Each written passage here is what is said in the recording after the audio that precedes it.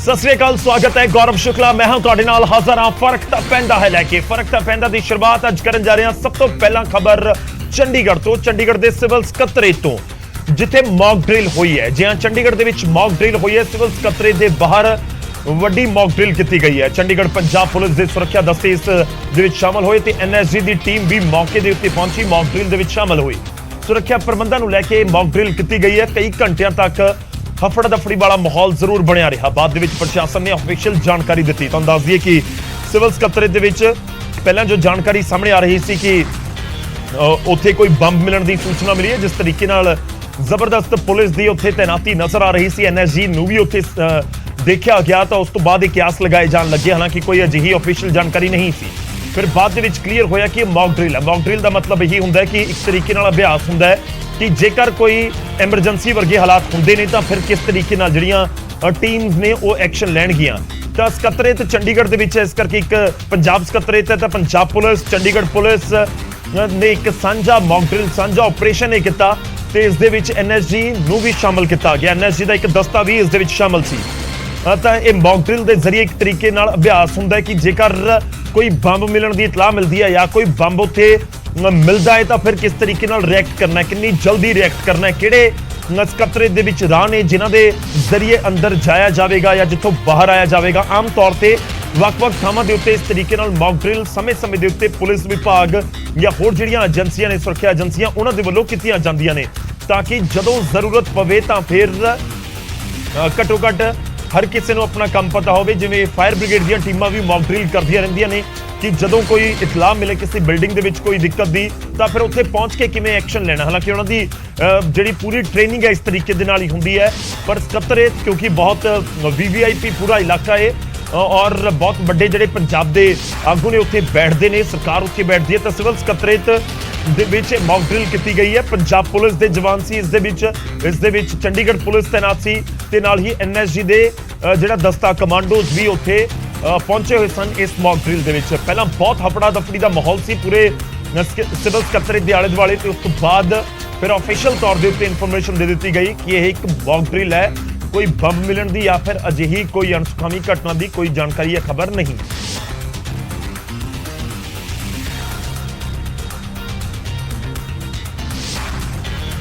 ठीक है, पंजाब हरियाणा विधान सभा च बंब की अफवाह सीगी लेकिन निकली मॉक ड्रिल। एनएसजी, दिल्ली दे कमांडो, चंडीगढ़ पुलिस दे पूरे ऑफिसर्स, जवान ते कमांडो और चंडीगढ़ डिपार्टमेंट, हैल्थ डिपार्टमेंट, तमाम ये जिहड़ी एक्सरसाइज है मॉक ड्रिल दी वो इत्थे कीती जा रही है। तुसीं तस्वीरां देखो, एनएसजी दे कमांडो भी मौजूद ने और कल भी पंजाब हरियाणा हाई कोर्ट विच एनएसजी दी टीम दे नाल चंडीगढ़ पुलिस और बाकी प्रशासन दा अमला वो मौजूद सीगा मॉक ड्रिल। क्योंकि एंटी टैररिज्म काउंटर यानी कि किसी भी जे इदां दा कोई आतंकी घटना या कोई इदां दी गल होंदी है तो किदां दी तैयारी रहनी चाहिए। तस्वीरां तुसीं देखो कि एनएसजी दी टीम दे कमांडो इत्थे मौजूद ने और गड्डियां च भर के आए ने। एक मॉक ड्रिल का जो ऑपरेशन है वो अंजाम दिता जा रहा है और खासकर कमांडो जिहड़े हैगे ने क्योंकि एनएसजी नैशनल सिक्योरिटी गार्ड एक पूरी सिचुएशन नूं हैंडल करन च कितना रोल निभाते हैं। चंडीगढ़ पुलिस के आला अधिकारी भी इत्थे मौजूद ने और तुसीं तस्वीरां जिहड़ी देख रहे हो ये नैशनल सिक्योरिटी गार्ड यानी कि एनएसजी कमांडो ने हथियारां तो लैस। एनएसजी की भूमिका जो आपां गल करिए एक काफ़ी सुपीरियर कमांडो होंदे ने नैशनल सिक्योरिटी गार्ड्स एनएसजी के कमांडो जिहड़े वीवीआईपी सुरक्षा विच तैनात होंदे ने और हमेशा अगर कोई काउंटर अटैक या टैररिज्म अटैक इदां दी किसी सिचुएशन या कोई अपहरण या किसी बिल्डिंग नूं बंधक बनाया जाता है या कोई अटैक होंदा जिद्दां जे कोई उग्रवादी किसी बिल्डिंग विच वड़ जाते हैं या उत्थे कोई एक्सप्लोजिव होंदा ਉਹਦੇ ਲਈ ਸਾਰੀ मॉक ड्रिल ਦੀ ਤਿਆਰੀ ਹੁੰਦੀ ਹੈ। और एनएसजी ਦੇ ਕਮਾਂਡੋ ਇੱਥੇ पंजाब हरियाणा विधान सभा ਚ ਹੁਣੇ ਤਸਵੀਰਾਂ ਤੁਸੀਂ ਦੇਖੋ ਕਿ ਆਪਣੇ ਲੇਟੈਸਟ ਵੈਪਨਸ ਇਹਨਾਂ ਦੇ ਕੋਲ ਹੁੰਦੇ ਨੇ ਔਰ ਪ੍ਰੋਪਰ कैमरा देखो ਤੇ अपनी ਜਿਹੜੀ ਇਹਨਾਂ ਦੀ ਲੇਟੈਸਟ ਵੈਪਨ ਹੈ ਉਹਨਾਂ ਦੇ ਨਾਲ ਤੈਨਾਤ ਨੇ। ਚੰਡੀਗੜ੍ਹ ਪੁਲਿਸ ਦੇ ਵੀ ਕਮਾਂਡੋ और अपनी ਜਿਹੜੀ ਪੁਲਿਸ ਹੈ ਉਹ ਵੀ ਇੱਥੇ ਤੈਨਾਤ ਨੇ। ਤਾਂ मॉक ड्रिल ਦਾ ਜਿਹੜਾ ਆਪਰੇਸ਼ਨ ਹੈ ਚੰਡੀਗੜ੍ਹ ਚ पंजाब हरियाणा विधान सभा ਦੇ ये पिछला हिस्सा है। एक फ्रंट ਤੇ भी पूरी इदां ही ऑपरेशन है और पिछे भी पिछला हिस्सा भी। और इस पंजाब हरियाणा विधान सभा की जो गल करिए अपने पिछले हिस्से खड़े ने ये हरियाणा का सीएम हाउस भी है नाले पंजाब सीएम हाउस भी है और पूरी ये बिल्डिंग तुसीं तस्वीरां नाल ही देख रहे हो कि ऊपर एक बार पंजाब हरियाणा विधान सभा की ये बिल्डिंग ने क्योंकि नाल नाल ने दोनों एक गेट पंजाब विधान सभा दूजा हरियाणा विधान सभा का तमाम ਜਿਹੜੀ ਸੁਰੱਖਿਆ ਦੀ ਜਾਂਚ ਹੁੰਦੀ ਹੈ ਉਸ ਨੂੰ ਲੈ ਕੇ ਹੀ ਇਹ ਮੌਕ ਡਰਿਲ ਕੀਤੀ ਜਾ ਰਹੀ ਹੈ। ਯਾਨੀ ਕਿ ਆਪਣੇ ਆਪ ਨੂੰ ਅਜਮਾਣਾ ਕਿ ਜੇ ਕੋਈ ਉਗਰਵਾਦੀ ਘਟਨਾ ਜਾਂ ਕੋਈ ਇਦਾਂ ਦੀ ਘਟਨਾ ਹੁੰਦੀ ਹੈ ਜਾਂ ਕਿਸੇ ਬਿਲਡਿੰਗ 'ਚ ਕੋਈ ਬੰਬ ਰੱਖਿਆ ਜਾਂਦਾ ਜਾਂ ਕੋਈ ਘੇਰਲੀ ਬਿਲਡਿੰਗ ਜਾਂਦੀ ਹੈ ਤਾਂ ਉਸ ਹਾਲਾਤ ਵਿੱਚ ਉਹਨਾਂ ਹਾਲਾਤਾਂ ਵਿੱਚ ਪੁਲਿਸ ਤੇ ਪਲੱਸ ਕਮਾਂਡੋ ਮਿਲ ਕੇ joint operation plus ambulance doctor ਔਰ तमाम ਡਿਜ਼ਾਸਟਰ ਮੈਨੇਜਮੈਂਟ ਦੀ ਟੀਮਾਂ ਕੋਆਰਡੀਨੇਸ਼ਨ ਕਿੱਦਾਂ ਹੋਣਾ ਚਾਹੀਦਾ ਉਸ ਨੂੰ ਲੈ ਕੇ ਹੀ ਇਹ ਮੌਕ ਡਰਿਲ ਕੀਤੀ ਜਾਂਦੀ ਹੈ। ਔਰ ਨਿਊਜ਼ 18 ਨੇ ਸਭ ਤੋਂ ਪਹਿਲਾਂ ਦੱਸਿਆ ਸੀਗਾ ਕਿ NSG ਦੀ ਟੀਮ ਵੀ ਇਸ ਮੌਕ ਡਰਿਲ ਵਿੱਚ ਸ਼ਾਮਿਲ ਹੈ। ਸਭ ਤੋਂ ਪਹਿਲਾਂ ਨਿਊਜ਼ 18 ਨੇ ਦੱਸਿਆ ਸੀ ਇੱਕ ਮੌਕ ਡਰਿਲ ਹੈ ਔਰ NSG ਦੀ ਟੀਮ ਵੀ ਇਹਦੇ ਵਿੱਚ ਸ਼ਾਮਿਲ ਹੈ। ਯਾਨੀ ਕਿ ਕਮਾਂਡੋ ਜਿਹੜੇ NSG ਦੇ ਕਮਾਂਡੋ ਨੇ ਉਹ ਇਸ ਵਿੱਚ ਸ਼ਾਮਿਲ ਨੇ, ਚੰਡੀਗੜ੍ਹ ਪੁਲਿਸ ਦੇ ਕਮਾਂਡੋ ਨੇ, ਪੂਰੇ ਜਵਾਨ ਨੇ, ਆਲਾ ਅਧਿਕਾਰੀ ਇੱਥੇ ਮੌਜੂਦ ਨੇ ਔਰ ਕਾਫੀ ਦੇਰ ਤੱਕ ਇਹ ਮੌਕ ਡਰਿਲ ਦਾ ਆਪਰੇਸ਼ਨ ਚੱਲਦਾ ਹੈ। ਇਸ ਤੋਂ ਪਹਿਲਾਂ ਮੈਂ ਦੱਸਦਾ ਕਿ ਪੰਜਾਬ ਹਰਿਆਣਾ ਵਿਧਾਨ ਸਭਾ 'ਚ ਵੀ ਇਹ ਆਪਰੇਸ਼ਨ ਚੱਲਿਆ ਸੀਗਾ ਔਰ ਹੁਣ ਮਾਫ ਕਰਨਾ ਪੰਜਾਬ ਹਰਿਆਣਾ ਹਾਈ ਕੋਰਟ ਵਿੱਚ ਵੀ ਇਹ ਆਪਰੇਸ਼ਨ ਚੱਲਿਆ ਸੀ। ਹੁਣੇ ਪੰਜਾਬ ਹਰਿਆਣਾ ਵਿਧਾਨ ਸਭਾ 'ਚ ਆਪਰੇਸ਼ਨ ਚੱਲਿਆ ਔਰ NSG ਦੇ ਕਮਾਂਡੋ ਇੱਥੇ ਪਹੁੰਚ ਚੁੱਕੇ ਨੇ ਬੱਸਾਂ ਵਿੱਚ ਸਵਾਰ ਹੋ ਕੇ। ਉਹ ਇੱਕ ਵਾਰ ਮੈਂ ਹੋਰ ਤਸਵੀਰ ਦਿਖਾਵਾਂਗਾ ਸਾਹਮਣੇ। ਲੇਟੈਸਟ ਇਹਨਾਂ ਕੋਲ ਵੈਪਨਸ ਹੁੰਦੇ ਨੇ, ਪ੍ਰੋਪਰ ਇਹਨਾਂ ਦੀ ਟ੍ਰੇਨਿੰਗ ਅਲੱਗ ਤਰ੍ਹਾਂ ਦੀ ਟ੍ਰੇਨਿੰਗ ਹੁੰਦੀ ਹੈ NSG ਕਮਾਂਡੋ ਦੀ ਔਰ NSG ਕਮਾਂਡੋ ਦੀ ਟ੍ਰੇਨਿੰਗ ਇੱਧਰ ਤੁਸੀਂ ਦੇਖੋ ਕਿ NSG ਦੀ ਬਾਜੂ ਤੇ ਲਿਖਿਆ ਹੁੰਦਾ NSG ਯਾਨੀ ਕਿ national security guard latest weapons ਦੇ ਨਾਲ ਲੈਸ ਹੁੰਦੇ ਨੇ। ਬਕਾਇਦਾ ਇਹਨਾਂ ਦੀ ਟ੍ਰੇਨਿੰਗ ਵੱਖਰੀ ਹੁੰਦੀ ਹੈ। ਕਿਸੇ ਵੀ ਸਿਚੁਏਸ਼ਨ ਵਿੱਚ ਆਪਣੇ ਆਪ ਨੂੰ ਪ੍ਰੂਵ ਕਰਦੇ ਨੇ। ਇਸ ਕਰਕੇ ਇਹਨਾਂ ਦੀ ਟ੍ਰੇਨਿੰਗ ਔਰ ਇਹਨਾਂ ਦੇ ਵੈਪਨਸ ਤੁਸੀਂ ਦੇਖ ਸਕਦੇ ਹੋ ਲੈਟੈਸਟ ਵੈਪਨ ਨਾਲੇ ਲੈਸ ਹੁੰਦੇ ਨੇ ਔਰ ਪੂਰਾ ਇੱਕ ਕੋਆਰਡੀਨੇਸ਼ਨ ਹੁੰਦਾ ਯਾਨੀ ਕਿ ਆਪਣੇ ਆਪ ਨੂੰ ਅਜਮਾਣਾ। ਮੌਕ ਡਰਿਲ ਦਾ ਮਤਲਬ ਹੈ ਕਿ ਕਿਸੇ ਵੀ ਸਿਚੁਏਸ਼ਨ ਵਿੱਚ ਅੰਦਰ ਕੋਈ ਬੰਬ ਰੱਖਿਆ ਗਿਆ ਜਾਂ ਉਗਰਵਾਦੀਆਂ ਨੇ ਕੋਈ ਹਮਲਾ ਕਰਤਾ ਜਾਂ ਕੋਈ ਛੁਪੇ ਹੋਏ ਨੇ ਕਿਸੇ ਹਿੱਸੇ ਵਿੱਚ, ਉਸ ਪੂਰੇ ਏਰੀਆ ਨੂੰ ਕਾਰਡਨ ਆਫ ਕਰਕੇ ਇਹ ਸਰਚ ਆਪਰੇਸ਼ਨ ਚਲਾਇਆ ਜਾਂਦਾ ਹੈ। ਤਾਂ ਨਿਊਜ਼ 18 ਨੇ ਸਭ ਤੋਂ ਪਹਿਲਾਂ ਦੱਸਿਆ ਸੀਗਾ ਕਿ NSG ਵੀ ਇਸ ਮੌਕ ਡਰਿਲ ਵਿੱਚ ਸ਼ਾਮਿਲ ਹੈ। ਵੀਡੀਓ ਜਰਨਲਿਸਟ ਸੰਦੀਪ ਦੇ ਨਾਲ ਉਮੇਸ਼ ਸ਼ਰਮਾ, ਨਿਊਜ਼ 18 ਚੰਡੀਗੜ੍ਹ।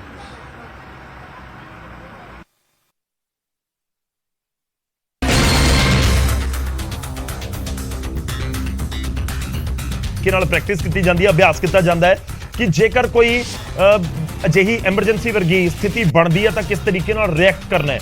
ਕਿਉਂਕਿ ਕਈ ਵਾਰ ਇਹ ਹੁੰਦਾ ਹੈ ਕਿ ਜਦੋਂ ਸਿਵਲ ਸਕੱਤਰ ਇਦਾਂ ਕੋਈ ਮਾਮਲਾ ਤਾਂ ਫਿਰ ਪੰਜਾਬ ਪੁਲਿਸ, ਚੰਡੀਗੜ੍ਹ ਪੁਲਿਸ ਦਾ ਆਪਸ ਦੇ ਵਿੱਚ ਤਾਲਮੇਲ ਹੋਣਾ ਬਹੁਤ ਜ਼ਰੂਰੀ ਹੋ ਜਾਂਦਾ। ਤਾਂ ਇਸ ਤਰੀਕੇ ਦੀ ਇੱਕ ਮੌਕ ਡਰਿਲ ਦੇ ਨਾਲ ਉਸ ਤਾਲਮੇਲ ਨੂੰ ਹੋਰ ਮਜ਼ਬੂਤ ਕਰਨ ਦੀ ਕੋਸ਼ਿਸ਼ ਵੀ ਹੁੰਦੀ ਹੈ ਕਿ ਜੇਕਰ ਅਜਿਹੀ ਕੋਈ ਕਾਲ ਆਉਂਦੀ ਹੈ ਜਾਂ ਫਿਰ ਕੋਈ ਇਨਫੋਰਮੇਸ਼ਨ ਆਉਂਦੀ ਹੈ ਕਿ ਸਿਵਲ ਸਕੱਤਰ ਦੇ ਵਿੱਚ ਕੋਈ ਇਤਰਾਜ਼ਯੋਗ ਚੀਜ਼ ਹੈ ਜਾਂ ਕੋਈ ਸਸਪੈਕਟਡ ਚੀਜ਼ ਹੈ ਤਾਂ ਉਸ ਦੇ ਉੱਤੇ ਕਿਵੇਂ ਐਕਸ਼ਨ ਲੈਣਾ। ਤਾਂ ਇਸ ਮੌਕ ਡਰਿਲ ਦੇ ਜ਼ਰੀਏ ਹੀ ਤੁਹਾਨੂੰ ਦੱਸ ਦਈਏ ਕਿ ਉਹ ਪੂਰਾ ਐਕਸ਼ਨ ਲਿਆ ਜਾਂਦਾ ਹੈ। ਤਾਂ ਫਿਰ ਕਿੰਨੀ ਦੇਰ ਦੇ ਵਿੱਚ ਉਹ ਰਿਐਕਟ ਕੀਤਾ, ਕਿੰਨੀ ਦੇਰ ਦੇ ਵਿੱਚ ਉੱਥੇ ਟੀਮਾਂ ਪਹੁੰਚ ਗਈਆਂ, ਪੰਜਾਬ ਪੁਲਿਸ ਦੀ ਟੀਮ ਕਿੱਥੇ ਮੌਜੂਦ ਸੀ ਜਾਂ ਫਿਰ ਚੰਡੀਗੜ੍ਹ ਦੀ ਪੁਲਿਸ ਦੀ ਟੀਮ ਜਿਹੜੇ ਦਸਤੇ ਨੇ ਉਹ ਕਿੰਨੀ ਦੇਰ ਦੇ ਵਿੱਚ ਪਹੁੰਚੇ ਤੇ ਉਸ ਤੋਂ ਬਾਅਦ NSG ਦੀ ਟੀਮ ਕਿੰਨੀ ਜਲਦੀ ਉੱਥੇ ਪਹੁੰਚੀ ਹੈ।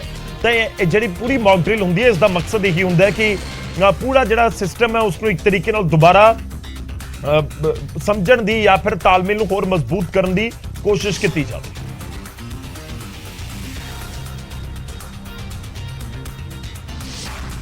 ਹੁਣ ਅੱਗੇ ਵਧਦੇ ਹਾਂ, ਅਗਲੀ ਖਬਰ ਦਾ ਰੁਖ ਕਰਦੇ ਹਾਂ। ਮੁੱਖ ਮੰਤਰੀ ਭਗਵੰਤ ਮਾਨ ਦੂਜੀ ਵਾਰ ਵਿਆਹ ਦੇ ਬੰਧਨ ਦੇ ਵਿੱਚ ਬੱਝਣ ਜਾ ਰਹੇ ਨੇ। ਚੰਡੀਗੜ੍ਹ ਦੇ ਵਿੱਚ ਉਹ ਡਾਕਟਰ ਗੁਰਪ੍ਰੀਤ ਕੌਰ ਦੇ ਨਾਲ ਵੀਰਵਾਰ ਨੂੰ ਵਿਆਹ ਕਰਨ। ਮੁੱਖ ਮੰਤਰੀ ਭਗਵੰਤ ਮਾਨ ਡਾਕਟਰ ਗੁਰਪ੍ਰੀਤ ਕੌਰ ਦੇ ਨਾਲ ਵਿਆਹ ਕਰਨ ਜਾ ਰਹੇ ਨੇ। ਵਿਆਹ ਸਮਾਗਮ ਦਾ ਪ੍ਰੋਗਰਾਮ ਉਹਨਾਂ ਦੇ ਘਰ ਦੇ ਉੱਤੇ ਹੀ ਹੋਵੇਗਾ। ਦਿੱਲੀ ਦੇ ਮੁੱਖ ਮੰਤਰੀ ਅਰਵਿੰਦ ਕੇਜਰੀਵਾਲ ਵੀ ਇਸ ਮੌਕੇ ਤੇ ਪਹੁੰਚਣਗੇ। ਭਗਵੰਤ ਮਾਨ ਦਾ ਆਪਣੀ ਪਹਿਲੀ ਪਤਨੀ ਇੰਦਰਪ੍ਰੀਤ ਕੌਰ ਦੇ ਨਾਲ 2015 ਚ ਤਲਾਕ ਹੋ ਗਿਆ ਸੀ। ਉਹਨਾਂ ਦੇ 2 ਬੱਚੇ ਨੇ ਜੋ ਭਗਵੰਤ ਮਾਨ ਦੀ ਪਹਿਲੀ ਪਤਨੀ ਦੇ ਨਾਲ ਅਮਰੀਕਾ ਦੇ ਵਿੱਚ ਰਹਿੰਦੇ ਨੇ। ਚੰਡੀਗੜ੍ਹ ਦੇ ਵਿੱਚ ਭਗਵੰਤ ਮਾਨ ਦੇ ਵਿਆਹ ਦਾ ਪ੍ਰਬੰਧ ਹੋਵੇਗਾ। ਕਾਮੇਡੀਅਨ ਤੋਂ ਸਿਆਸਤਦਾਨ ਬਣੇ ਭਗਵੰਤ ਮਾਨ 2014 ਦੇ ਵਿੱਚ ਪਹਿਲੀ ਵਾਰ ਸੰਗਰੂਰ ਤੋਂ MP ਚੁਣੇ ਗਏ ਸਨ। ਉਸ ਵੇਲੇ ਉਹਨਾਂ ਦੀ ਪਤਨੀ ਇੰਦਰਜੀਤ ਕੌਰ ਵੀ ਉਹਨਾਂ ਦੇ ਪ੍ਰਚਾਰ ਦੇ ਵਿੱਚ ਨਜ਼ਰ ਆਏ ਸੀ।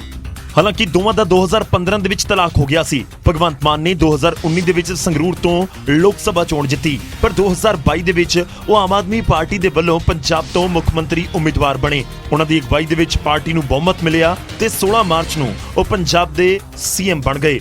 ਭਗਵੰਤ ਮਾਨ ਨੇ ਜਦੋਂ ਮੁੱਖ ਮੰਤਰੀ ਦੇ ਰੂਪ ਦੇ ਵਿੱਚ ਸ਼ਹੀਦ ਆਜ਼ਮ ਭਗਤ ਸਿੰਘ ਦੇ ਪਿੰਡ ਖਟਕੜ ਕਲਾਂ ਦੇ ਵਿੱਚ ਸਹੁੰ ਚੁੱਕੀ ਸੀ, ਉਸ ਵੇਲੇ 2 ਚਿਹਰਿਆਂ ਦੀ ਖੂਬ ਚਰਚਾ ਹੋਈ। ਇਹ 2 ਚਿਹਰੇ ਸਨ ਭਗਵੰਤ ਮਾਨ ਦਾ ਬੇਟਾ ਅਤੇ ਬੇਟੀ। ਦੋਵੇਂ ਸਹੁੰ ਚੁੱਕ ਸਮਾਗਮ ਦੇ ਵਿੱਚ ਅਮਰੀਕਾ ਤੋਂ ਪਹੁੰਚੇ ਸਨ। ਪਿਤਾ ਭਗਵੰਤ ਮਾਨ ਦੇ ਨਾਲ 7 ਸਾਲ ਬਾਅਦ ਦੋਵਾਂ ਦੀ ਮੁਲਾਕਾਤ ਹੋਈ ਸੀ।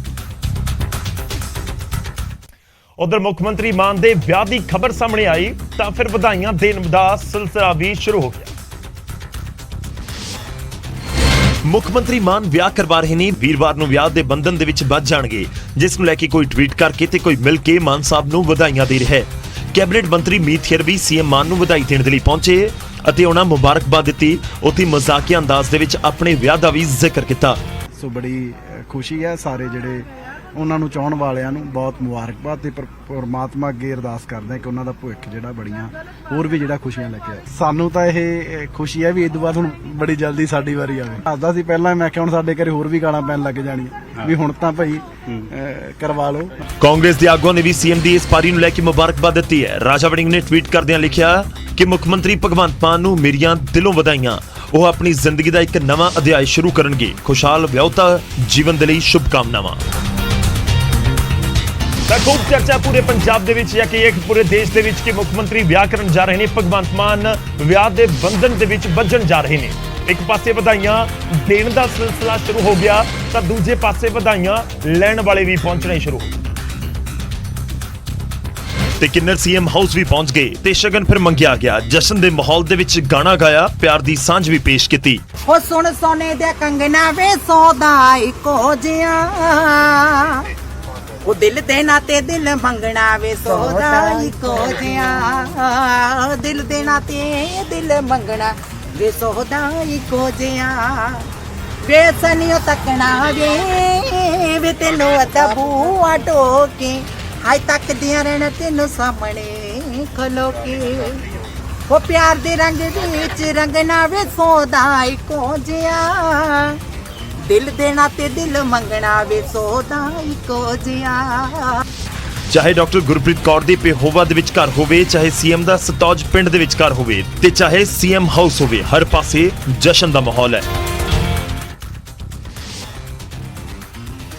ਤਾਂ ਖੂਬ ਜਸ਼ਨ ਦਾ ਮਾਹੌਲ ਲਾਜ਼ਮੀ ਤੌਰ ਦੇ ਉੱਤੇ ਹੈ। ਕਾਬਿਲ ਗੌਰ ਇਹ ਵੀ ਹੈ ਕਿ ਮੁੱਖ ਮੰਤਰੀ ਦੇ ਲਈ ਇਹ ਰਿਸ਼ਤਾ ਉਹਨਾਂ ਦੇ ਪਰਿਵਾਰ ਨੇ, ਉਹਨਾਂ ਦੇ ਮਾਤਾ ਜੀ ਨੇ ਤੇ ਉਹਨਾਂ ਦੇ ਜਿਹੜੇ ਭੈਣ ਨੇ ਮਨਪ੍ਰੀਤ ਕੌਰ, ਉਹਨਾਂ ਦੇ ਵੱਲੋਂ ਲੱਭਿਆ ਗਿਆ। ਸੀਐਮ ਮਾਨ ਵੀਰਵਾਰ ਨੂੰ ਵਿਆਹ ਦੇ ਬੰਧਨ ਦੇ ਵਿੱਚ ਬੱਝਣ ਜਾ ਰਹੇ ਨੇ ਤੇ ਉਹਨਾਂ ਦਾ ਵਿਆਹ ਡਾਕਟਰ ਗੁਰਪ੍ਰੀਤ ਕੌਰ ਦੇ ਨਾਲ ਹੋਣਾ ਤੈਅ ਹੋਇਆ ਹੈ।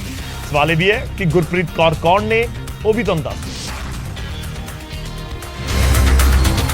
ਡਾਕਟਰ ਗੁਰਪ੍ਰੀਤ ਕੌਰ ਕੁਝ ਘੰਟਿਆਂ ਦੇ ਵਿੱਚ ਮੁੱਖ ਮੰਤਰੀ ਦੇ ਪਤਨੀ ਬਣਨ ਜਾ ਰਹੇ ਨੇ।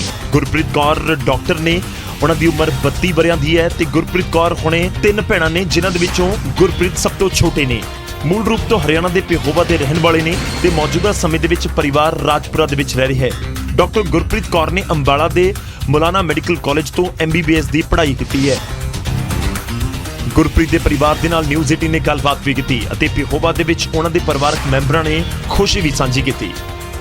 खुशी है, सबको खुशी है। बड़े फोन आ रहे हैं, मेरा इतने फोन आ गए, मैं कहता हूँ मैंने आवाज जो है वो साइलेंट करना पड़ा। ਪੇਹੋਵਾ ਦੇ ਵਿੱਚ ਵੀ ਖੁਸ਼ੀ ਦਾ ਮਾਹੌਲ ਹੈ ਤਾਂ ਉਧਰ ਮੁੱਖ ਮੰਤਰੀ ਦੇ ਪਿੰਡ ਸਤੌਜ ਦੇ ਵਿੱਚ ਵੀ ਲੋਕ ਜਸ਼ਨ ਮਨਾ ਰਹੇ ਨੇ। ਸਾਨੂੰ ਤਾਂ ਬਹੁਤ ਖੁਸ਼ੀ ਹੈ ਜੀ, ਸੱਚੇ ਪਾਤਸ਼ਾਹ ਨੂੰ ਵਾਧਾ ਕਰੇ। ਸੱਚੇ ਪਾਤਸ਼ਾਹ ਸਿੱਧਾ ਬਹੁਤ ਵਧਾਈਆਂ ਦਿੰਦੇ ਆ। ਗੱਲ ਕਿਹੜੀ ਕਰਦੇ ਹੋ? ਸਾਨੂੰ ਬਹੁਤ ਬੜੀ ਖੁਸ਼ੀ ਹੋਈ ਹੈ ਇਸ ਗੱਲ ਦੀ।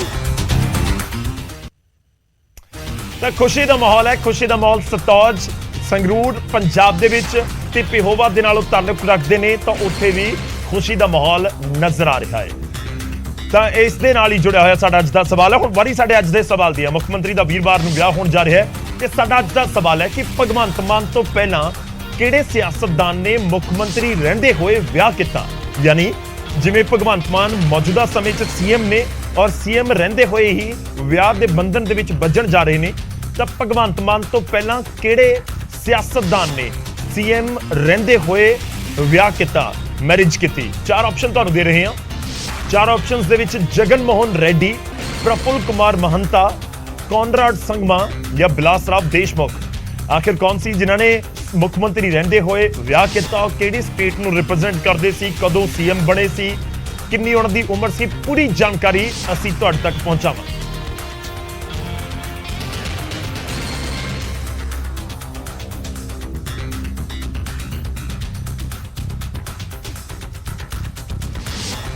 ਤੇ ਪ੍ਰੋਗਰਾਮ ਦੇ ਆਖਿਰ ਦੇ ਵਿੱਚ ਤੁਹਾਨੂੰ ਦੱਸਾਂਗੇ ਕਿ ਆਖਿਰ ਇਸ ਸਵਾਲ ਦਾ ਜਵਾਬ ਕੀ ਹੈ। ਹੁਣ ਅੱਗੇ ਬਾਤ ਇੱਕ ਵੱਡੀ ਖਬਰ ਆ ਰਹੀ ਹੈ, ਉਸ ਦਾ ਰੁਖ ਕਰਦੇ ਹਾਂ। ਅੰਮ੍ਰਿਤਸਰ ਇੰਪਰੂਵਮੈਂਟ ਟਰਸਟ ਦੇ ਸਾਬਕਾ ਚੇਅਰਮੈਨ ਗ੍ਰਿਫਤਾਰ ਕਰ ਲਏ ਗਏ ਨੇ।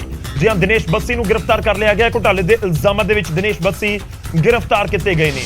ਵਿਜੀਲੈਂਸ ਨੇ ਦਿਨੇਸ਼ ਬੱਸੀ ਨੂੰ ਗ੍ਰਿਫਤਾਰ ਕੀਤਾ। ਟਰਸਟ ਦੇ ਵਿੱਚ ਉਹਨਾਂ ਦੇ ਕਾਰਜਕਾਲ ਦੌਰਾਨ ਘੁਟਾਲੇ ਦੇ ਇਲਜ਼ਾਮ ਲੱਗੇ।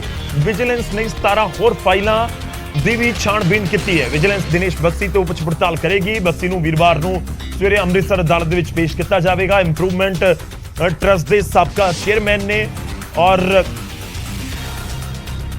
ਹੁਣ ਵਿਜੀਲੈਂਸ ਨੇ ਉਹਨਾਂ ਨੂੰ ਗ੍ਰਿਫਤਾਰ ਕਰ ਲਿਆ ਹੈ। ਕਾਬਿਲੇ ਗੌਰ ਵੀ ਹੈ ਕਿ ਲਗਾਤਾਰ ਗ੍ਰਿਫਤਾਰੀਆਂ ਦਾ ਸਿਲਸਿਲਾ ਜਾਰੀ ਹੈ। ਇੱਕ ਪਾਸੇ ਸਿਆਸਤਦਾਨ, ਦੂਜੇ ਪਾਸੇ ਜਿਹੜੇ ਵੱਡੇ ਪੁਲਿਸ ਅਧਿਕਾਰੀ ਨੇ ਉਹਨਾਂ ਦੇ ਉੱਤੇ ਵੀ ਸ਼ਿਕੰਜਾ ਕੱਸਿਆ ਜਾ ਰਿਹਾ ਹੈ। ਇਸ ਤੋਂ ਪਹਿਲਾਂ ਜੇਕਰ ਸਿਆਸਤਦਾਨਾਂ ਦਾ ਅਸੀਂ ਜ਼ਿਕਰ ਕਰੀਏ ਤਾਂ ਸਾਧੂ ਸਿੰਘ ਧਰਮਸੋਤ ਨੂੰ ਗ੍ਰਿਫਤਾਰ ਕਰ ਲਿਆ ਗਿਆ। ਸਾਬਕਾ ਕੈਬਨਿਟ ਮੰਤਰੀ ਨੇ ਉਹਨਾਂ ਨੂੰ ਇੱਕ ਘੁਟਾਲੇ ਦੇ ਇਲਜ਼ਾਮਾਂ ਦੇ ਵਿੱਚ, ਜੰਗਲਾਤ ਵਿਭਾਗ ਦੇ ਵਿੱਚ ਹੋਏ ਘੁਟਾਲੇ ਦੇ ਇਲਜ਼ਾਮਾਂ ਦੇ ਵਿੱਚ ਗ੍ਰਿਫਤਾਰ ਕੀਤਾ ਗਿਆ। ਉੱਥੇ ਸਾਬਕਾ ਵਿਧਾਇਕ ਕਾਂਗਰਸ ਦੇ ਜੋਗਿੰਦਰਪਾਲ ਭੋਆ, ਉਹਨਾਂ ਨੂੰ ਵੀ ਗ੍ਰਿਫਤਾਰ ਕੀਤਾ ਗਿਆ ਸੀ ਮਾਈਨਿੰਗ ਦੇ ਮਸਲੇ ਦੇ ਵਿੱਚ। ਹਾਲਾਂਕਿ ਬਾਅਦ ਚ ਉਹਨਾਂ ਨੂੰ ਜ਼ਮਾਨਤ ਮਿਲ ਗਈ ਔਰ ਲਗਾਤਾਰ ਇੱਕ ਤਰੀਕੇ ਨਾਲ ਭ੍ਰਿਸ਼ਟਾਚਾਰ ਦੇ ਖਿਲਾਫ ਐਕਸ਼ਨ ਹੋ ਰਿਹਾ, ਪਰ ਸਿਆਸਤਦਾਨ ਕਿਤੇ ਨਾ ਕਿਤੇ ਰਡਾਰ ਦੇ ਉੱਤੇ ਜ਼ਰੂਰ ਨੇ। ਸਦਰ ਕਰਦੇ ਹਾਂ ਰਾਜੀਵ ਸ਼ਰਮਾ, ਸਾਡੇ ਸਹਿਯੋਗੀ ਸਾਡੇ ਨਾਲ ਨੇ। ਰਾਜੀਵ, ਕੀ ਕੁਝ ਤੁਹਾਡੇ ਕੋਲ ਜਾਣਕਾਰੀ? ਦਿਨੇਸ਼ ਬੱਸੀ ਨੂੰ ਕਦੋਂ ਗ੍ਰਿਫਤਾਰ ਕੀਤਾ ਗਿਆ ਹੈ? ਕਿਹੜਾ ਮਾਮਲਾ ਹੈ? ਕੋਈ ਸਪੈਸੀਫਿਕ ਮਾਮਲਾ ਜਿਸ ਦੇ ਵਿੱਚ ਕੋਈ ਘੁਟਾਲੇ ਦੇ ਇਲਜ਼ਾਮ ਲੱਗੇ ਨੇ? ਜੀ ਹਾਂ ਗੌਰਵ, ਸਭ ਤੋਂ ਪਹਿਲਾਂ ਤਾਂ ਮੈਂ ਦੱਸਣਾ ਚਾਹੁੰਦਾ ਕਿ ਜਿਹੜਾ ਜਿਸ ਮਾਮਲੇ ਦੇ ਵਿੱਚ ਗ੍ਰਿਫਤਾਰੀ ਪਾਈ ਗਈ ਹੈ, ਇਹ ਅੰਮ੍ਰਿਤਸਰ ਦੇ ਰਣਜੀਤ ਐਵਨਿਊ ਦੇ ਡੀ ਬਲਾਕ ਦੇ ਵਿੱਚ 204 ਨੰਬਰ ਇੱਕ ਕੋਠੀ ਸੀ ਔਰ ਉਸ ਦੇ ਬਾਰੇ ਕਿਹਾ ਜਾ ਰਿਹਾ ਕਿ ਉਸ ਨੂੰ ਗਲਤ ਢੰਗ ਦੇ ਨਾਲ ਆਪਣੇ ਕਿਸੇ ਰਿਸ਼ਤੇਦਾਰ ਦੇ ਨਾਮ ਤੇ ਕਰਵਾ ਦਿੱਤਾ ਗਿਆ ਸੀ। ਔਰ ਇਸ ਤੋਂ ਇਲਾਵਾ ਜੇਕਰ ਜਿਹੜੀ ਜਾਣਕਾਰੀ ਹੁਣ ਤੱਕ ਸਾਨੂੰ ਮਿਲੀ ਹੈ ਕਿ 17 ਹੋਰ ਫਾਈਲਾਂ ਜਿਹੜੀਆਂ ਵਿਜੀਲੈਂਸ ਦੇ ਕੋਲ ਪਹੁੰਚੀਆਂ ਨੇ ਕਿ ਦਿਨੇਸ਼ ਬੱਸੀ ਨੇ ਆਪਣੇ ਕਾਰਜਕਾਲ ਦੇ ਦੌਰਾਨ ਕਈ ਐਸੇ ਘੁਟਾਲੇ ਕੀਤੇ ਨੇ। ਹਾਲਾਂਕਿ ਜਾਂਚ ਤੋਂ ਬਾਅਦ ਸਭ ਕੁਝ ਸਪਸ਼ਟ ਹੋਏਗਾ। ਦੂਸਰੀ ਸਭ ਤੋਂ ਅਹਿਮ ਗੱਲ, ਕੱਲ ਜੋ ਨਿਊਜ਼ 18 ਦਾ ਪ੍ਰੋਗਰਾਮ ਸੀ ਸੁਨਹਿਰਾ ਪੰਜਾਬ, ਉਸ ਦੇ ਵਿੱਚ ਭਗਵੰਤ ਮਾਨ ਨੇ ਇਹ ਇਸ਼ਾਰਾ ਕੀਤਾ ਸੀ ਕਿ ਹਾਲੇ ਬਹੁਤ ਸਾਰੇ ਲੋਕ ਜਿਹੜੇ ਨੇ ਸਾਡੇ ਰਡਾਰ ਤੇ ਨੇ ਔਰ ਬਹੁਤ ਸਾਰੇ ਲੋਕਾਂ ਦੇ ਖਿਲਾਫ ਕਾਰਵਾਈ ਹੋਣੀ ਹੈ। ਤਾਂ ਅੱਜ ਜਿੱਥੇ ਇੱਕ ਡੀਐਸਪੀ ਜੋ ਹੈ ਤਰਨਤਾਰਨ ਦੇ, ਉਹਨੂੰ ਗ੍ਰਿਫਤਾਰ ਕੀਤਾ ਗਿਆ। ਉਸ ਤੋਂ ਬਾਅਦ ਦੇਰ ਸ਼ਾਮ ਇਹ ਜਾਣਕਾਰੀ ਮਿਲਦੀ ਹੈ ਕਿ ਦਿਨੇਸ਼ ਬੱਸੀ ਨੂੰ ਜੋ ਹੈ ਵਿਜੀਲੈਂਸ ਦੀ ਟੀਮ ਵੱਲੋਂ ਪਹਿਲਾਂ ਇਹ ਜਾਣਕਾਰੀ ਮਿਲਦੀ ਸੀ ਕਿ ਡਿਟੇਨ ਕੀਤਾ ਗਿਆ, ਪਰ ਬਾਅਦ ਦੇ ਵਿੱਚ ਹੁਣ ਜਾਣਕਾਰੀ ਮਿਲੀ ਹੈ ਕਿ FIR ਨੰਬਰ 9 ਜਿਹੜੀ ਹੈ ਉਹ ਦਰਜ ਕਰ ਲਈ ਗਈ ਹੈ ਔਰ ਬਾਈ ਨੇਮ ਜੋ ਹੈ ਉਹ ਦਿਨੇਸ਼ ਬੱਸੀ ਦੇ ਉੱਪਰ ਕਾਰਵਾਈ ਕੀਤੀ ਗਈ। ਬਾਕੀ ਜਾਂਚ ਦੇ ਵਿੱਚ ਹੋਰ ਵੀ ਲੋਕਾਂ ਦੇ ਇਸ ਦੇ ਵਿੱਚ ਅਸੀਂ ਕਹਿ ਸਕਦੇ ਕਿ ਆਉਣ ਵਾਲੇ ਸਮੇਂ ਦੇ ਵਿੱਚ ਗ੍ਰਿਫਤਾਰੀਆਂ ਹੋ ਸਕਦੀਆਂ ਨੇ, ਕਿਉਂਕਿ ਜਾਣਕਾਰੀਆਂ ਮਿਲਦੀਆਂ ਨੇ ਕਿ ਜਦੋਂ ਦਿਨੇਸ਼ ਬੱਸੀ ਅੰਮ੍ਰਿਤਸਰ ਨਗਰ ਸੁਧਾਰ ਟਰਸਟ ਦੇ ਚੇਅਰਮੈਨ ਸੀ ਤਾਂ ਉਸ ਵੇਲੇ ਬਹੁਤ ਸਾਰੇ ਲੋਕਾਂ ਦੇ ਨਾਲ ਮਿਲ ਕੇ ਬਹੁਤ ਸਾਰੇ ਸਿਆਸਤਦਾਨ ਵੀ ਨੇ ਜਾਂ ਬਹੁਤ ਸਾਰੇ ਹੋਰ ਐਸੇ ਲੋਕ ਨੇ ਜਿਨ੍ਹਾਂ ਦੀਆਂ ਚਰਚਾਵਾਂ ਹੋ ਰਹੀਆਂ ਨੇ। ਹਾਲਾਂਕਿ ਜਦੋਂ ਵਿਜੀਲੈਂਸ ਦੀ ਕਾਰਵਾਈ ਅੱਗੇ ਵਧੇਗੀ ਤਾਂ ਉਹਨਾਂ ਦੇ ਨਾਮ ਵੀ ਸਾਹਮਣੇ ਆਉਣਗੇ। ਤਾਂ ਫਿਲਹਾਲ ਦੀ ਜਾਣਕਾਰੀ ਇਹੀ ਕਿ ਦਿਨੇਸ਼ ਬੱਸੀ ਨੂੰ ਵਿਜੀਲੈਂਸ ਵੱਲੋਂ ਗ੍ਰਿਫਤਾਰ ਕੀਤਾ ਗਿਆ, ਕੱਲ ਅਦਾਲਤ ਦੇ ਵਿੱਚ ਪੇਸ਼ ਕੀਤਾ ਜਾਏਗਾ ਔਰ ਲਾਜ਼ਮੀ ਤੌਰ ਤੇ ਪੁਲਿਸ ਰਿਮਾਂਡ ਦੀ ਮੰਗ ਕਰੇਗੀ ਔਰ ਉਸ ਤੋਂ ਬਾਅਦ ਜਿਹੜੀ ਪੁੱਛਗਿੱਛ ਹੋਏਗੀ ਉਸ ਦੇ ਵਿੱਚ ਹੋਰ ਖੁਲਾਸੇ ਵੀ ਹੋਣ ਦੀ ਪੂਰੀ ਉਮੀਦ ਹੈ। ਰਾਜੀਵ, ਇੱਕ ਹੋਰ ਛੋਟੀ ਚੀਜ਼ ਜਾਣਨੀ ਚਾਹੁੰਦਾ, ਕਈ ਕਾਂਗਰਸੀਆਂ ਦੇ ਉੱਤੇ ਸ਼ਿਕੰਜਾ ਕੱਸਿਆ ਗਿਆ। ਦਿਨੇਸ਼ ਬੱਸੀ ਦੇ ਜ਼ਰੀਏ ਕਿਸੇ ਦੇ ਉੱਤੇ ਸ਼ਿਕੰਜਾ ਕੱਸਣ ਦੀ ਕੋਸ਼ਿਸ਼ ਹੋ ਸਕਦੀ ਹੈ ਜਾਂ ਫਿਰ ਕੋਈ ਹੋਰ ਰਡਾਰ ਦੇ ਉੱਤੇ ਹੋ ਸਕਦਾ ਹੈ ਦਿਨੇਸ਼ ਬੱਸੀ ਦਾ? ਜੇਕਰ ਅਸੀਂ ਪੋਲੀਟੀਕਲ ਜਿਹੜਾ ਪਿਛੋਕੜ ਦੇਖੀਏ, ਜਿਸ ਤਰੀਕੇ ਨਾਲ ਉਹ ਐਕਟਿਵ ਰਹੇ ਨੇ ਪਿਛਲੇ ਕੁਝ ਸਾਲਾਂ ਦੇ ਵਿੱਚ। ਬਿਲਕੁਲ, ਜੇਕਰ ਅਸੀਂ ਦਿਨੇਸ਼ ਬੱਸੀ ਦਾ ਜਿਹੜਾ ਪੋਲੀਟੀਕਲ ਜਿਹੜਾ ਕਰੀਅਰ ਹੈ ਜਾਂ ਫਿਰ ਪਿਛੋਕੜ ਹੈ ਉਸ ਦੀ ਗੱਲ ਕਰੀਏ ਤਾਂ ਪਹਿਲਾਂ ਉਹ ਨਵਜੋਤ ਸਿੰਘ ਸਿੱਧੂ ਦੇ ਕਰੀਬੀ ਮੰਨੇ ਜਾਂਦੇ ਸੀ। ਉਸ ਤੋਂ ਬਾਅਦ ਨਵਜੋਤ ਸਿੰਘ ਸਿੱਧੂ ਤੋਂ ਵੱਖ ਹੋ ਕੇ ਉਹਨਾਂ ਨੂੰ ਭਾਰਤ ਭੂਸ਼ਣ ਆਸ਼ੂ ਹੋਰ ਕਈ ਮੰਤਰੀ ਜਿਹੜੇ ਜਦੋਂ ਦਿਨੇਸ਼ ਬੱਸੀ ਨੇ ਅਹੁਦਾ ਸੰਭਾਲਿਆ ਸੀ ਤਾਂ ਕਈ ਮੰਤਰੀ ਉੱਥੇ ਪਹੁੰਚੇ ਸੀ। ਉਸ ਤੋਂ ਬਾਅਦ ਜਿਹੜੇ ਤੁਸੀਂ ਗੱਲ ਕਰ ਰਹੇ ਹੋ ਕਿ ਕਿੰਨਾ ਲੋਕਾਂ ਦੇ ਉੱਪਰ, ਕਿੰਨਾ ਲੋਕਾਂ ਵੱਲ ਇਸ਼ਾਰਾ ਹੈ, ਤਾਂ ਲਾਜ਼ਮੀ ਤੌਰ ਤੇ ਉਹ ਸਿਆਸਤ ਦੇ ਨਾਲ ਹੀ ਜੁੜੇ ਲੋਕ ਨੇ ਔਰ ਕਾਂਗਰਸ ਪਾਰਟੀ ਦੇ ਨਾਲ ਜੁੜੇ ਜ਼ਿਆਦਾ ਲੀਡਰ ਨੇ, ਕਿਉਂਕਿ ਇਹ ਵੀ ਕਾਂਗਰਸ ਪਾਰਟੀ ਦੇ ਇੱਕ ਅਸੀਂ ਕਹਿ ਸਕਦੇ ਕਿ ਐਕਟਿਵ ਲੀਡਰ ਸੀ ਔਰ ਹੁਣ ਇਹ ਕਾਰਵਾਈ ਹੋਈ ਹੈ ਤਾਂ ਲਾਜ਼ਮੀ ਤੌਰ ਤੇ, ਕਿਉਂਕਿ ਸਰਕਾਰ ਜਦੋਂ ਕਿਸੇ ਵੀ ਪਾਰਟੀ ਦੀ ਹੁੰਦੀ ਹੈ ਤਾਂ ਉਹਨਾਂ ਦੀ ਸਰਕਾਰ ਦੇ ਨੁਮਾਇੰਦੇ ਹੀ ਜੋ ਹੈ ਉਹ ਆਪਣੀ ਮਿਲੀ ਭੁਗਤ ਦੇ ਨਾਲ ਕਈ ਵਾਰ ਗਲਤ ਕੰਮ ਵੀ ਕਰ ਜਾਂਦੇ ਨੇ। ਤਾਂ ਜਾਂਚ ਦੇ ਵਿੱਚ ਜਦੋਂ ਨਾਮ ਸਾਹਮਣੇ ਆਉਣਗੇ ਤਾਂ ਹੌਲੀ ਹੌਲੀ ਉਹ ਵੀ ਪਰਦਾ ਉੱਠੇਗਾ। ਪਰ ਦਿਨੇਸ਼ ਬੱਸੀ ਦੇ ਉੱਪਰ ਕਈ ਦਿਨਾਂ ਤੋਂ ਇਹ ਇਸ਼ਾਰੇ ਕੀਤੇ ਜਾ ਰਹੇ ਸੀ ਕਿ ਉਹਨਾਂ ਦੇ ਖਿਲਾਫ ਕਾਰਵਾਈ ਹੋ ਸਕਦੀ ਹੈ, ਤਾਂ ਅੱਜ ਵਿਜੀਲੈਂਸ ਵੱਲੋਂ ਉਹ ਕਾਰਵਾਈ ਕਰ ਦਿੱਤੀ ਗਈ ਹੈ, ਗ੍ਰਿਫਤਾਰੀ ਉਹਨਾਂ ਦੀ ਪਾ ਲਈ ਗਈ ਹੈ ਔਰ ਜਾਂਚ ਤੋਂ ਬਾਅਦ ਬਾਕੀ ਜਿਹੜੇ ਤੱਥ ਨੇ ਜਾਂ ਬਾਕੀ ਜਿਹੜੇ ਪਹਿਲੂ ਨੇ ਉਹਨਾਂ ਦੇ ਬਾਰੇ ਵੀ ਖੁਲਾਸੇ ਜਿਹੜੇ ਆਉਣ ਵਾਲੇ ਦਿਨਾਂ ਦੇ ਵਿੱਚ ਲਾਜ਼ਮੀ ਤੌਰ ਤੇ ਹੋਣਗੇ। ਜੀ ਸ਼ੁਕਰੀਆ ਰਾਜੀਵ, ਧੰਨਵਾਦ ਸਾਡੇ ਨਾਲ ਜੁੜਨ ਦੇ ਲਈ। ਇਸ ਪੂਰੀ ਗੱਲਬਾਤ ਦੇ ਲਈ ਤਾਂ ਅੰਮ੍ਰਿਤਸਰ ਇੰਪਰੂਵਮੈਂਟ ਟਰਸਟ ਦੇ ਸਾਬਕਾ ਚੇਅਰਮੈਨ ਗ੍ਰਿਫਤਾਰ ਕਰ ਲਏ ਗਏ ਨੇ। ਦਿਨੇਸ਼ ਬੱਸੀ ਕਦੇ ਸਿੱਧੂ ਦੇ ਕਰੀਬੀ ਰਹੇ ਸੀ, ਪਰ ਸਿੱਧੂ ਥੋੜਾ ਜਿਹਾ ਵੱਖ ਹੋ ਕੇ ਕਈ ਕਾਂਗਰਸੀ ਮੰਤਰੀ ਹੋਰ ਉਹਨਾਂ ਦੇ ਕਰੀਬ ਹੋ ਗਏ। ਲੈ ਫਿਲਹਾਲ ਵਿਜੀਲੈਂਸ ਦੀ ਗਿਰਫਤ ਦੇ ਵਿੱਚ ਨੇ, ਸਲਾਖਾਂ ਦੇ ਵਿੱਚ ਨੇ। ਹੁਣ ਅੰਮ੍ਰਿਤਸਰ ਅਦਾਲਤ ਦੇ ਵਿੱਚ ਪੇਸ਼ ਕਰਕੇ ਰਿਮਾਂਡ ਦੀ ਮੰਗ ਵਿਜੀਲੈਂਸ ਲਾਜ਼ਮੀ ਤੌਰ ਤੇ ਕਰੇਗੀ। ਇੱਕ ਹੋਰ ਵੱਡੀ ਖਬਰ ਇਸ ਸਮੇਂ ਭ੍ਰਿਸ਼ਟਾਚਾਰ ਮਾਮਲੇ ਨਾਲ ਹੀ ਜੁੜੀ ਹੋਈ। ਫਰੀਦਕੋਟ ਦਾ ਡੀਐਸਪੀ ਗ੍ਰਿਫਤਾਰ ਕਰ ਲਿਆ ਗਿਆ। ਡਰੱਗ ਸਪਲਾਇਰ ਦੇ ਨਾਲ ਡੀਲ ਕਰਨ ਦੇ ਇਲਜ਼ਾਮ ਨੇ। ਗ੍ਰਿਫਤਾਰ ਨਾ ਕਰਨ ਦੇ ਲਈ 10 ਲੱਖ ਰੁਪਏ ਦੀ ਡੀਲ ਹੋਈ ਸੀ। ਤਰਨਤਾਰਨ ਪੁਲਿਸ ਨੇ ਡੀਐਸਪੀ ਨੂੰ ਗ੍ਰਿਫਤਾਰ ਕਰ ਲਿਆ। ਡੀਐਸਪੀ ਦੇ ਉੱਤੇ ਡਰੱਗ ਸਪਲਾਇਰ ਦੇ ਵਿਚਾਲੇ 10 ਲੱਖ ਦੀ ਡੀਲ ਹੋਈ ਸੀ। ਇਹ ਡੀਜੀਪੀ ਦੇ ਵੱਲੋਂ ਬਿਆਨ ਜਾਰੀ ਕਰਕੇ ਕਿਹਾ ਗਿਆ ਹੈ। ਡਰੱਗ ਸਪਲਾਇਰ ਪਿਸ਼ੌਰਾ ਸਿੰਘ ਨੇ ਇਸ ਦਾ ਖੁਲਾਸਾ ਕੀਤਾ ਸੀ। ਪਿਸ਼ੌਰਾ ਸਿੰਘ ਨੇ ਪਹਿਲਾਂ ਸੀਆਈਏ ਇੰਚਾਰਜ ਨੂੰ ਰਿਸ਼ਵਤ ਦੇਣ ਦੀ ਕੋਸ਼ਿਸ਼ ਕੀਤੀ ਸੀ। ਸੀਆਈਏ ਇੰਚਾਰਜ ਨੇ ਰਿਸ਼ਵਤ ਲੈਣ ਤੋਂ ਇਨਕਾਰ ਕਰ ਦਿੱਤਾ ਸੀ। ਬਾਅਦ ਵਿੱਚ ਡੀਐਸਪੀ ਲਖਬੀਰ ਸਿੰਘ ਦੇ ਕੋਲ ਪਹੁੰਚ ਕੀਤੀ ਤੇ ਫਿਰ 10 ਲੱਖ ਰੁਪਏ ਦੇ ਵਿੱਚ ਡੀਲ ਫਾਈਨਲ ਹੋ ਗਈ ਜੋ ਇਲਜ਼ਾਮ ਨੇ। ਤੇ ਡੀਐਸਪੀ ਨੇ ਨਸ਼ਾ ਤਸਕਰ ਦਾ ਨਾਮ ਨਹੀਂ ਪੈਣ ਦਿੱਤਾ। ਡਰੱਗ ਸਪਲਾਇਰ ਦੀ ਨਿਸ਼ਾਨਦੇਹੀ ਦੇ ਉੱਤੇ 9,97,000 ਰੁਪਏ ਦੀ ਬਰਾਮਦਗੀ ਵੀ ਹੋਈ ਹੈ। ਇਹ ਖੁਦ ਡੀਜੀਪੀ ਦੇ ਵੱਲੋਂ ਬਿਆਨ ਜਾਰੀ ਕੀਤਾ ਗਿਆ। ਸਰਕਾਰ ਦੀ ਐਂਟੀ ਕਰਪਸ਼ਨ ਮੁਹਿੰਮ ਨੂੰ ਅੱਗੇ ਲੈ ਜਾਂਦੇ ਹੋਏ adapting a zero tolerance policy towards corruption Tarn Taran police ਨੇ ਇੱਕ ਡੀਐਸਪੀ ਰੈਂਕ ਦੇ ਅਫਸਰ ਲਖਬੀਰ ਸਿੰਘ ਨੂੰ 10 ਲੱਖ ਦੀ ਰਿਸ਼ਵਤ ਲੈਣ ਦੇ ਇਲਜ਼ਾਮ 'ਚ ਅੱਜ ਗ੍ਰਿਫਤਾਰ ਕੀਤਾ ਹੈ ਇਨ ਅ ਡਰੱਗ ਕੇਸ। ਇਹ ਬਹੁਤ ਕਲੀਅਰ ਮੈਸੇਜ ਅਸੀਂ ਦੇਣਾ ਚਾਹੁੰਦੇ ਹਾਂ ਸਾਰੀ ਪੁਲਿਸ ਨੂੰ, ਸਾਰੇ ਲੋਕਾਂ ਨੂੰ ਕਿ ਕਰਪਸ਼ਨ ਕਿਸੇ ਵੀ ਕੀਮਤ ਤੇ ਟੋਲਰੇਟ ਨਹੀਂ ਕੀਤਾ ਜਾਵੇਗਾ। ਚੀਫ ਮਿਨਿਸਟਰ ਸਾਹਿਬ ਦੇ ਕਲੀਅਰ ਆਰਡਰਸ ਹੈਗੇ ਤੇ ਕਿਸੇ ਵੀ ਡਿਪਾਰਟਮੈਂਟ ਦੇ ਵਿੱਚ ਕਿਸੇ type the corruption will be correct down. ਤੇ ਮੈਂ ਸਾਰਿਆਂ ਨੂੰ ਅਪੀਲ ਕਰਾਂਗਾ ਜਿਹੜੀ ਪੰਜਾਬ ਗਵਰਨਮੈਂਟ ਦੀ ਹੈਲਪਲਾਈਨ ਹੈਗੀ ਕਰਪਸ਼ਨ ਦੀ ਉਸ ਤੇ ਇਨਫੋਰਮੇਸ਼ਨ ਦਿਓ ਜੀ। ਪੰਜਾਬ ਨੂੰ ਇੱਕ ਕਰਪਸ਼ਨ ਫ੍ਰੀ ਸਟੇਟ ਬਣਾਓ ਜੀ। ਤੇ it is a strict warning for the black sheep in the police department. Don't indulge in corrupt acts, you will be proceeded and dealt with as per law. ਇਹ ਸਾਰਿਆਂ ਨੂੰ ਸੁਚੇਤ ਰਹਿਣ ਦੀ ਇੱਕ ਚੇਤਾਵਨੀ ਹੈਗੀ ਜੀ। ਤਾਂ ਕਰਪਸ਼ਨ ਦੇ ਉੱਤੇ ਐਕਸ਼ਨ ਲਗਾਤਾਰ ਜਾਰੀ ਹੈ। ਜਦੋਂ ਕੋਈ ਡੀਐਸਪੀ ਰਿਸ਼ਵਤ ਦੀ ਮੰਗ ਕਰੇ ਉਹ ਵੀ 10 ਲੱਖ ਰੁਪਏ ਦੀ ਨਸ਼ੇ ਦੇ ਮਾਮਲੇ ਦੇ ਵਿੱਚ, ਜਿਸ ਦੇ ਵਿੱਚ ਪੰਜਾਬ ਦੇ ਨੌਜਵਾਨ ਆਪਣੀ ਜਾਨ ਗਵਾ ਰਹੇ ਨੇ ਨਸ਼ੇ ਦੀ ਵਜ੍ਹਾ ਦੇ ਨਾਲ। ਤੇ ਦੂਜੇ ਪਾਸੇ ਜਦੋਂ ਡੀਐਸਪੀ ਨੂੰ ਗ੍ਰਿਫਤਾਰ ਕਰ ਲਿਆ ਜਾਵੇ, ਵੱਡੇ ਪੁਲਿਸ ਅਧਿਕਾਰੀ ਹੁੰਦੇ ਨੇ ਡੀਐਸਪੀ, ਜਦੋਂ ਗ੍ਰਿਫਤਾਰ ਕਰ ਲਿਆ ਜਾਵੇ ਪੁਲਿਸ ਦੇ ਵੱਲੋਂ ਫਿਰ ਫਰਕ ਤਾਂ ਪੈਂਦਾ ਹੈ। ਹੁਣ ਅੱਗੇ ਵਧਦੇ ਹਾਂ ਤੇ ਗੱਲ ਅੱਜ ਦੇ ਇਤਿਹਾਸ ਦੀ। 6 ਜੁਲਾਈ ਦਾ ਇਤਿਹਾਸ ਕੀ ਹੈ ਉਹ ਤੁਹਾਨੂੰ ਦੱਸਦੇ ਹਾਂ।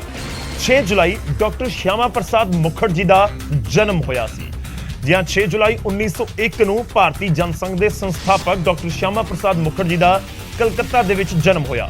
21 ਅਕਤੂਬਰ 1951 ਨੂੰ ਡਾਕਟਰ ਸ਼ਿਆਮਾ ਪ੍ਰਸਾਦ ਮੁਖਰਜੀ ਨੇ ਭਾਰਤੀ ਜਨਸੰਘ ਦੀ ਸਥਾਪਨਾ ਕੀਤੀ ਤੇ ਉਹ ਬੀਜੇਐਸ ਦੇ ਪ੍ਰਧਾਨ ਵੀ ਬਣੇ, ਪਹਿਲੇ ਪ੍ਰਧਾਨ ਉਹੀ ਬਣੇ। ਭਾਰਤੀ ਜਨਸੰਘ ਨੇ 1952 ਦੀਆਂ ਪਾਰਲੀਮੈਂਟ ਇਲੈਕਸ਼ਨਸ ਦੇ ਵਿੱਚ 3 ਸੀਟਾਂ ਜਿੱਤੀਆਂ ਸਨ। ਭਾਰਤੀ ਜਨਸੰਘ ਜੋ ਕਿ ਮੌਜੂਦਾ ਸਮੇਂ ਦੇ ਵਿੱਚ ਭਾਰਤੀ ਜਨਤਾ ਪਾਰਟੀ ਦੇ ਵਜੋਂ ਜਾਣੀ ਜਾਂਦੀ ਹੈ। ਡਾਕਟਰ ਸ਼ਿਆਮਾ ਪ੍ਰਸਾਦ ਮੁਖਰਜੀ ਨੂੰ ਬੀਜੇਪੀ ਦਾ ਇੱਕ ਤਰੀਕੇ ਨਾਲ ਫਾਊਂਡਰ ਵੀ ਕਿਹਾ ਜਾਂਦਾ ਹੈ।